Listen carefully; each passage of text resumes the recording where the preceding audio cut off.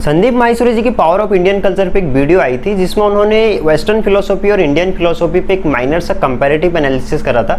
ये कोई detailed analysis नहीं था, जिसमें उन्होंने ये कहा था कि वेस्टर्न फिलोसॉफी एक लेवल पे जाके अटक जाती है, लेकिन जो इंडियन फिलोसॉफी है वो माइंड, थिंकिंग और मेमोरी के पार तक जाती है। मतलब उनके कहने का अर्थ ये था कि जो वेस्टर्न फिलोसॉफी है वो थॉट्स, मेमोरी, लॉजिक्स पे जाके अटक जाती है, लेकिन जो इंडियन फिलोसॉफी है वो रियलिटी और एक्सपीरियंस पे बेस्ड है। शुरुआत बेसिकली इस कंट्रोवर्सी की यहीं से हुई थी। अब ये कंट्रोवर्सी आगे कैसे बढ़ी, फिर क्या हुआ, इसके बारे में मैं डिटेल डिस्कशन नहीं करूंगा।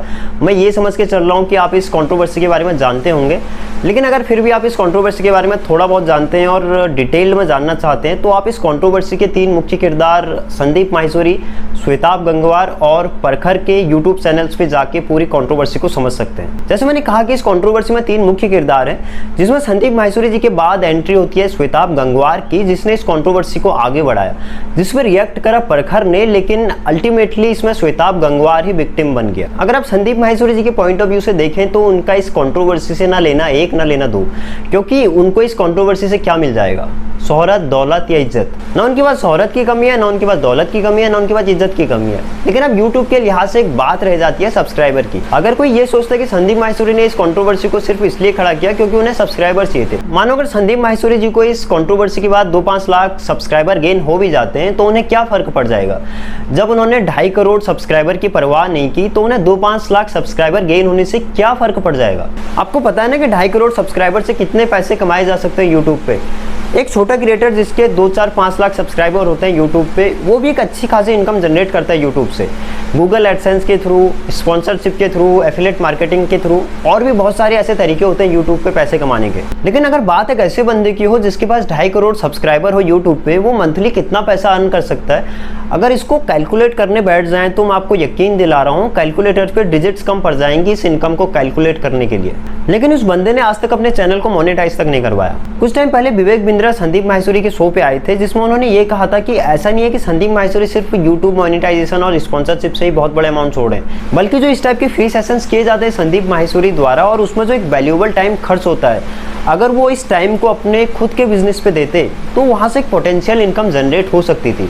और सबसे बड़ी बात ये कि वो अपने बिजनेस के बारे में अपने चैनल्स पे कभी कहते भी नहीं है। विवेक बिंद्रा जी ने जितनी भी बातें संदीप माहेश्वरी के बारे में कही हैं, मुझे लगता है कि वो 100% सत्य हैं। इससे ये प्रूव होता है कि संदीप माहेश्वरी को ना शोहरत चाहिए, ना दौलत चाहिए और ना यूट्यूब पे सब्सक्राइबर चाहिए। संदीप माहेश्वरी जी ने इस कंट्रोवर्सी के बाद माफी भी मांग लिया पब्लिकली। आप जरा सोच के देखिए कि इतना बड़ा आदमी जिसके करोड़ में सब्सक्राइबर हों, जिसके लाखों चाहने वाले हों, वो एक ऐसे आदमी से माफी मांग रहा है जिसकी सोशल क्रेडिबिलिटी बहुत कम है, और माफी भी ऐसे आदमी से मांगी जा रही है जिसके यूट्यूब पे सिर्फ 1.5 लाख सब्सक्राइबर हैं, ना कोई बहुत बड़ी फैन फॉलोइंग है, ना कोई बहुत बड़ा नाम है। मैं आपको लिख के दे सकता हूँ कि एक आम आदमी किसी से पब्लिकली इतने बड़े प्लेटफॉर्म से माफी नहीं मांग सकता। ये काम सिर्फ वही बंदा कर सकता है जो अहंकार से मुक्त हो, जो मैं भाव से मुक्त हो। लेकिन कमाल की बात यह है कि वो बंदा इस कंट्रोवर्सी को खत्म करना ही नहीं चाहता। अब आप इस कंट्रोवर्सी का गेम प्लान समझिए। एक्चुअली ये कंट्रोवर्सी उसके हित में है, उसके फेवर में है। वो बंदा सिर्फ यही चाहता है कि कैसे भी करके ये कंट्रोवर्सी आगे बढ़े, मैं इंटरनेट पे ट्रेंड होता रहूं और मेरे सब्सक्राइबर बढ़ते रहें।